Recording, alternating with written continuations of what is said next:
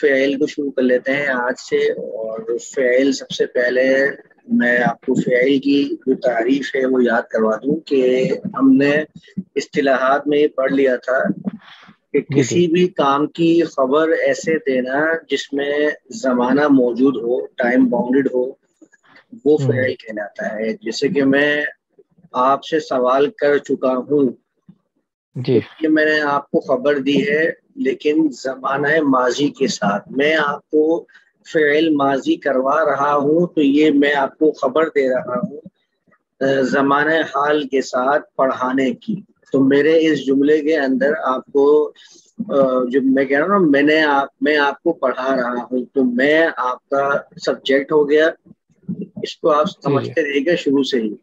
تو میں آپ کا سبجیکٹ ہو گیا اور پڑھانا میرا فعل ہو گیا، رہا ہوں یہ میرا زمانہ حال ہو گیا.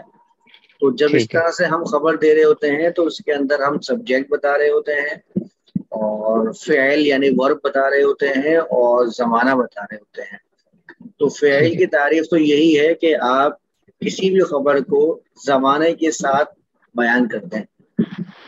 ماضی، پاسٹ ٹینس، پاسٹ زمانہ ماضی کے اندر آپ ایسی خبر دیں.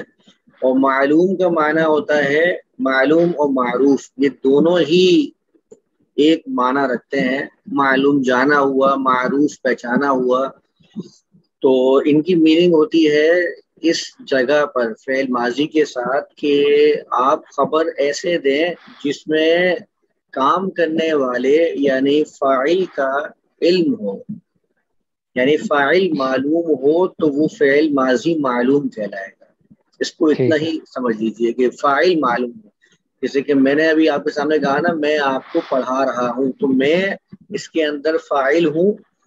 تو میں اگر آپ ایسے بتا رہے ہیں کہ فاعل معلوم ہو آپ کو کہ کام کون کر رہا ہے، تو آپ اس جملے کو ماضی معلوم کہیں گے. انگلش میں پاسٹ ٹینس اور ایکٹیو وائس کہتے ہیں اس کو. معلوم اور معروف ایکٹیو وائس کہلاتا ہے. تعریف اس کی کیا ہے کہ وہ کلمات جو کسی زمانے میں کسی کام کے کرنے یا ہونے کو ظاہر کرے فعل کہلاتا ہے. زمانے تین ہیں، ماضی، حال اور مستقبل. عربی زبان میں زمانہ ماضی کے لیے الگ صیغہ ہے، لیکن حال اور مستقبل دونوں کے لیے ایک صیغہ فعل ہے جسے مضارع کہا جاتا ہے. تو زمانہ ماضی کے لیے تو ہم ایک ہی گردان کو یاد کر لیں گے تو ہمیں باقی گردانیں خود سمجھ میں آ جائیں گی کس طرح بننی ہے. مضارع جو ہوگا وہ ہمارا حال اور مستقبل دونوں میننگ رکھے گا اپنے اندر. پھر وہ آپ کو معلوم ہے کہ ہم لوگ کانٹیکس کو دیکھتے ہوئے ہم ترجمہ کرتے ہیں کہ ہمیں حال کا ترجمہ کرنا ہے یا مستقبل کا. تو عربی زبان میں فعل کی دو بڑی اقسام ہو گئی. ایک تو فعل ماضی ہو گیا، ایک فعل مضارع ہو گیا. ابھی یہاں پر ہم فعل ماضی کو ڈسکس کریں گے. تو فعل کو ڈسکس کرنے کے لیے ایک بات سمجھ لیجئے کہ فعل جو بھی ہوگا نا آپ کا، وہ 3 حروف سے کم نہیں ہو سکتا. یعنی جو آپ کا روٹ ورڈ ہے وہ بیس کرے گا 3 حروف پر، اس سے کم میں فعل نہیں ہو سکتا. اچھا، اب کیا ہے کہ الفاظ کا ایک وزن ہوتا ہے. تو پہلے میں یہ لائن پڑھ دیتا ہوں پھر مشکل الفاظ ڈسکس کر لیتے ہیں کہ الفاظ کا وزن معلوم کرنے اور ان کے حروف اصلیہ کو زوائد سے الگ بتانے کے لیے فا، عین اور لام کو میزان قرار دیا گیا ہے. یعنی وزن معلوم کرنا، وزن معلوم کرنے کا مطلب یہ سمجھ لیجئے کہ ہم جس چیز کو بھی ناپنا ہوتا ہے، تولنا ہوتا ہے، تو ہم اس کے لیے کوئی نہ کوئی معیار مقرر کر لیتے ہیں. جیسے فرض کر لیں کہ اگر 10 کلو کا کوئی آئٹم مجھے تولنا ہے تو میں ایک 10 کلو کا بٹا تیار کر لیتا ہوں. وہ میرا وزن ناپنے کا آلہ ہوتا ہے، میزان ہوتا ہے، پیمانہ ہوتا ہے. اب میں ہر دفعہ اس کو نہیں تولتا بلکہ جو ترازو کے دوسرے پلڑے میں رکھتا ہوں اس کو میں اس کے برابر کرنے کی کوشش کرتا ہوں. اگر وہ بیلنسڈ ہے تو میں سمجھ جاتا ہوں کہ ہاں بالکل صحیح ہے.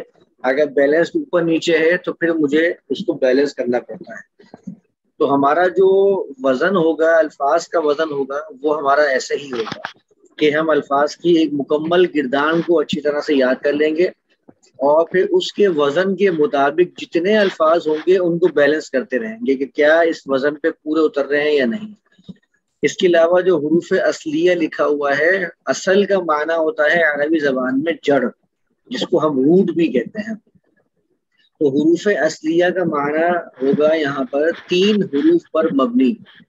یعنی میں آپ کے سامنے اگر کہتا ہوں کہ کسی بھی ورڈ، جیسے کہ یہ آپ کے سامنے لکھا ہے استغفار، تو جب میں آپ سے سامنے اصل بتائیں تو اصل کا معنی ہوگا کہ اس کا 3 حرفی آپ پک کر لیجئے کہ 3 حرفی کیا ہوگا، کیونکہ آپ کو میننگ ڈکشنری سے دیکھنے کے لیے استغفار آپ کو پورا نہیں نظر آئے گا، آپ کو اس کے 3 حرفی مادہ اٹھانا پڑے گا اور پھر ڈکشنری میں اس کو جائزہ لینا پڑے گا. 3 حرفی کے مختلف نام ہوتے ہیں، یہ میں نے یہاں لکھے ہیں. اس کو ثلاثی مجرد بھی کہتے ہیں، اصل بھی کہتے ہیں، حروف اصلیہ بھی کہتے ہیں، اور مادہ بھی کہتے ہیں. اب دیکھیں یہ لکھا ہوا استغفار. استغفار میں غین، ف اور را، یہ اس کا اصل ہے. یعنی آپ ڈکشنری میں غین، ف اور را دیکھیں گے، جس سے بہت سارے مشتقات بنے ہیں. مغفرت جو ہم استعمال کرتے ہیں اردو میں، اس طرح سے ہم اس کو، جیسے یہ انفعال لکھا ہوا ہے، یہ ایک الگ بات ہے. اب انفعال میں دیکھیں فا، عین اور لام، یہ 3 حروف پر مبنی ہے. یعنی میں اس میں سے جو اصل پک کروں گا وہ اصل کیا ہے؟ فا، عین، لام. اب جب میں اپنے ڈکشنری میں اس کا میننگ دیکھنے کی کوشش کروں گا تو مجھے فا، عین اور لام کے اندر جا کے ڈھونڈنا پڑے گا. وہاں انفعال، استفعال، افعلال، افعلال، یہ سارے کے سارے وہیں ملیں گے مجھے. ٹھیک ہے. اب آپ دیکھیے کہ یہ تو ہو گیا آپ کا حروف اصلیہ. حروف اصلیہ کے بعد یہ آپ کو شروع میں حمزہ، نون اور عین کے بعد الف نظر آ رہا ہے. یعنی 3 لیٹرز جو ہیں اس میں زائد ہیں، ان کو زوائد کہا جاتا ہے، زائد کی جمع. تو یہ کیا ہوا کہ الفاظ کا وزن معلوم کرنے اور ان کے حروف اصلیہ کو زوائد سے الگ بتانے کے لیے فا، عین اور لام کو میزان قرار دیا گیا. یہ آپ سمجھ میں آ گیا ہوگا آپ کو کہ مجھے حروف اصلیہ کیا ہوتے ہیں، زوائد کیا ہوتے ہیں، ان کو الگ کرتا ہوں زوائد کو، تو میرے پاس حروف اصلیہ آ جاتے ہیں. تو ثلاثی کلمات میں یعنی 3 حرفی میں فا پہلے حرف کی جگہ ہوتی ہے، عین دوسرے حرف کی جگہ، اور لام تیسرے حرف کی جگہ. مثلا یہ کتابہ لکھا ہوا ہے، اب کتابہ میں کاف فا کلمہ کہلائے گا، تا عین کلمہ کہلائے گا، اور با یہ لام کلمہ کہلائے گا. یعنی میں جب آپ سے کہوں گا کہ کتابہ کا فا کلمہ کون سا ہے، تو آپ سمجھ جائیے گا کہ فا کلمہ مطلب اس 3 حرفی کا فرسٹ لیٹر، اس کو میں فا کلمہ کہہ رہا ہوں. اگر میں آپ سے کہتا ہوں کہ کتابہ کا عین کلمہ کون سا ہے، تو آپ سمجھ جائیے گا کہ میں کتابہ یعنی کہ 3 حرفی کے سیکنڈ لیٹر کی بات کر رہا ہوں. اسی طریقے سے لام کلمہ یعنی کہ تھرڈ لیٹر کو میں لام کلمہ کہتا ہوں، چاہے وہ کوئی سا بھی ورڈ ہو. اب یہ آپ کا فا، عین اور لام، یہ آپ کا کسی بھی ورڈ کو پہچاننے کا ایک میزان بن چکا ہے. ہم جتنی بھی گردانیں کریں گے، چاہے وہ صرف کے اندر ہو یا نحو کے اندر ہو، ہمارے پاس فا، عین اور لام ہی میزان رہے گا. جگہ جگہ پہ بھی آپ جب دیکھیں گے نا صرف و نحو کے اندر، ہر جگہ آپ کو فا، عین، لام نظر آئے گا. ہم صرف فا، عین، لام کے وزن یاد کریں گے، اس کے مطابق دوسرے جو ہوں گے ورڈز ان کو بیلنس کرتے رہیں گے. صحیح. ٹھیک ہے، یہاں تک کلیئر ہو گیا. اب دیکھیے آ جائیے ذرا. فعل ماضی معلوم کی کل تعداد 14 ہے، 14 ہوتے ہیں یہ. جیسے کہ ضمائر منفصلہ متصلہ میں 14 تھے. اسے ماضی معلوم اس لیے کہا جاتا ہے کیونکہ اس میں فاعل معلوم ہوتا ہے. یہ میں نے آپ کو بتا دیا کہ جب آپ کے جملے کے اندر سبجیکٹ معلوم ہوتا ہے اسے آپ فعل ماضی معلوم میں شمار کریں گے. یہ معلوم کی مختصر ڈیفینیشن ہے. اچھا اب آ جائیے فعل ماضی معلوم مذکر اور مؤنث. سب سے پہلے آپ صرف گردان کو پڑھ لیجیے گا. یہ ساتھ میں ہوا، ہما، ہم لکھا ہے نا، ان پہ بھی دھیان مت دیجیے گا آپ. یہ میں آپ کو بات سکھاتا ہوں. پہلے آپ صرف فعل کی گردان کو ایک دفعہ دیکھ لیجیے. اچھا یہ تو ہو گیا آپ کا فاعلہ کی گردان. اس میں سب سے پہلے آپ یہ دیکھ لیجیے کہ جو غائب، حاضر، متکلم ہے، یہ ہم پہلے بھی ڈسکس کر چکے ہیں ضمائر کے اندر کہ غائب یعنی جس کے بارے میں بات ہو، حاضر جس سے بات ہو، متکلم جو بات کر رہا ہو. یعنی کام بات کرنے والا متکلم، مخاطب حاضر جس سے بات کر رہے ہیں سیکنڈ پرسن، اور غائب جس کے بارے میں بات کر رہے ہیں لیکن اس سے بات نہیں کر رہے ہیں، یہ تھرڈ پرسن آپ کا، یہ ہم پہلے بھی ڈسکس کر چکے ہیں۔ اچھا، آپ نے یہاں پر ایک بات نوٹ کی ہوگی، ایک مرتبہ فاعلہ کو دوبارہ دیکھ لیں، فا اور عین یہ دو جو لیٹرز ہیں نا آپ کے، ان کے اندر آپ نے کوئی تبدیلی نہیں کی ہے پوری گردان میں، ایک مرتبہ چیک کر لیجیے۔ بس آپ کو یہ سمجھ لینا ہے کہ فعل ماضی میں فا اور عین کو نہیں چھیڑنا ہے، آپ کو جیسے بھی مل جائے گا آپ کو اس کو ویسے ہی رکھنا ہے۔ آپ کو صرف اور صرف لام کلمے کے ساتھ ایڈیشن بھی کرنا ہے، اور لام کلمے کی جو حرکات ہیں ان کو تبدیل بھی کرتے رہنا ہے۔ یہ آپ کو بیلنس کرنا ہوگا لام کلمے کے ساتھ۔ جب آپ کوئی بھی ورڈ میں آپ کو دوں گا، جیسے کہ فرض کر لیجیے میں آپ سے کہتا ہوں سمیع، سین زبر سا، میم زیر می، عین زبر ع، سمیع، جب میں آپ کو سمیع کہہ رہا ہوں تو اب آپ اس گردان کو اس پیٹرن کے مطابق ڈالنے کی کوشش کریں۔ اچھا، یہ ہو گیا آپ کا فعلو کے وزن کے اوپر سمیع اور سمیعو۔ اس میں آپ نے دیکھ لیا کہ ہم نے سین اور میم ان دونوں کے اوپر کوئی تبدیلی نہیں کی ہے، بلکہ ہم لوگوں نے لام کلمہ یعنی عین کے ساتھ جو بھی تبدیلی ہوتی ہے وہ ہم نے یہاں تک کر لی ہے۔ یہ آپ کی گردان ہے، پورا پیٹرن میں نے آپ کو دیا ہوا ہے۔ اس پیٹرن کے مطابق یہاں بھی دیکھیے 1 سے لے کر 10 تک کے الفاظ لکھے ہوئے ہیں۔ میں تھوڑا سا آپ کو ترجمہ بتا دوں۔ اب دیکھیے، فعل، اس ایک مرد نے کام کیا، یہ آپ کو ترجمہ بالکل ایسے ہی یاد کرنا ہے۔ صحیح ہے۔ ایک ترجمہ ہوتا ہے مصدری ترجمہ۔ مصدری ترجمہ میں آپ کو تھوڑا سمجھا دوں۔ مصدری کا مطلب ہوتا ہے جسے ہم اردو میں استعمال کرتے ہیں کھانا، پینا، چلنا، دوڑنا، بیٹھنا، اٹھنا، ان سب کے اندر آپ دیکھ لیجیے آخر میں نہ آتا ہے، تو یہ مصدری ترجمہ کہلاتا ہے۔ اگر آپ اس سے پوچھیں گے فاعلہ کا مطلب، میں کہوں گا کام کرنا، یہ مصدری میننگ ہے۔ یہ میں نے آپ کو مصدری میننگ بتانی ہے، میں آپ کو فاعلہ کی گرامیٹیکلی جو میننگ ہوگی وہ نہیں بتاؤں گا، وہ آپ کنورٹ کریں گے، ٹھیک ہے؟ جیسے کہ میں نے آپ سے مجھ سے پوچھا کہ بھائی فاعلہ کا مطلب کیا، میں نے کہا کام کرنا۔ اب آپ جب فاعلہ کی گردان بنائیں گے تو آپ ترجمہ یہ نہیں کریں گے کام کرنا، اس لیے کہ اس میں زمانہ ہی نہیں ہے، اس ایک مرد نے کام کیا۔ ٹھیک ہے، یہ آپ کا ہوم ورک ایسے ہوگا، میرے پیٹرن پہ نہیں ہوگا کہ میں کہوں گا آپ کو یہ میننگ ہے، یہی میں نے یہاں پر کیا ہے۔ میں نے یہاں پر لکھا ہے سمیع کا مطلب سننا، یہ مصدری میننگ ہے۔ میں آپ جب سمیع کی گردان بنائیں گے تو آپ اس کے مطابق کریں گے جو آپ نے فاعلہ کی گردان ترجمے کے ساتھ یاد کی ہے۔ یہ بات یاد رکھیے گا کہ یہ جو آپ کے عربی کے صیغے لکھے ہوئے نا، جس طرح آپ کو یہ بیلنس کرنا ہے اسی طرح آپ کو ترجمہ بھی بیلنس کرنا ہے۔ اس ایک مرد نے کام کیا، یا اس ایک مرد نے سنا، سمع، ہاں سمع۔ اچھا، میں ذرا وائٹ بورڈ پہ آ رہا ہوں۔ فعل، اب دیکھیے فعل کا جو ترجمہ میں نے لکھا ہوا تھا، فعل، اس ایک مرد نے کام کیا، تو اب آپ یہ دیکھیے کہ فعل کے اندر 3 چیزیں ہیں۔ سب سے پہلا جو ہے نا یہ اس کا فاعل ہے، اس ایک مرد، ٹھیک ہے؟ اس ایک مرد فاعل ہے، اس کے بعد کام کرنا، کام کرنا یہ ہے آپ کا فعل۔ کیا، کیا آپ کو بتا رہا ہے زمانہ، زمانہ ہے ماضی۔ فعل ایک مکمل جملہ ہے، اس فعلہ کے اندر 3 چیزیں لازمی ہیں اگر یہ فعل ماضی معلوم ہے تو۔ پہلی چیز اس کے اندر فاعل ہوگی، دوسری چیز اس کے اندر فعل ہوگا، اور تیسری چیز ہوگی اس کے اندر زمانہ۔ جب یہ تینوں موجود ہوں گے تو آپ کا فعلہ ایک مکمل جملہ کہلائے گا۔ اب اس کے اندر جو فاعل ہے اس کا میں نے لکھا ہے اس ایک مرد۔ اس ایک مرد یہ فعلہ کے اندر ہی چھپا ہوا ہے۔ اس ایک مرد کے لیے یہاں پر جو ضمیر ہے وہ ہے ہوا، اور یہ آپ کی فاعل ہے، ٹھیک ہے۔ یعنی کہ فاعلہ کے اندر ہوا کی ضمیر مستتر ہے یعنی چھپی ہوئی ہے.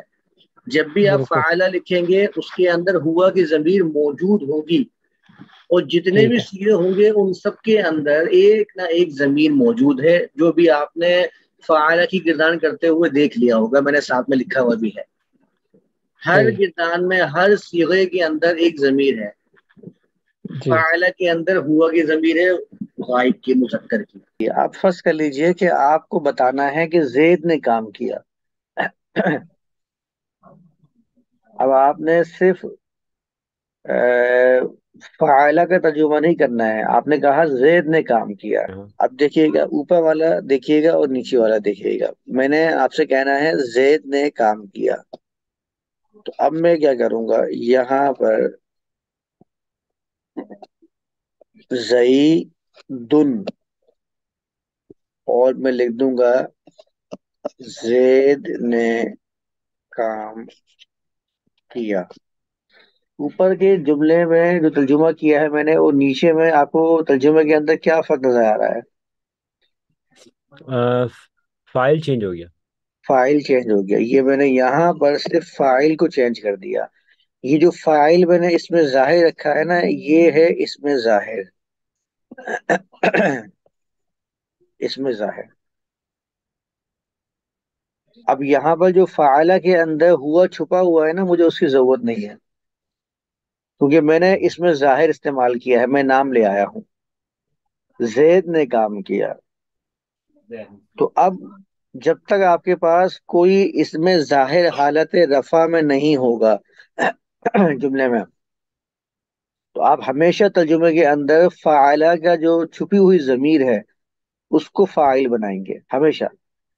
لیکن جب آپ کے پاس جملے کے اندر کوئی فاعل حالت رفع کے اندر ہوگا یہ دیکھ لیں آپ زید حالت رفع میں ہے. اعرابی جو ہم نے اعراب پڑھے تھے 4 حالت رفع حالت نصب جر اور جزم.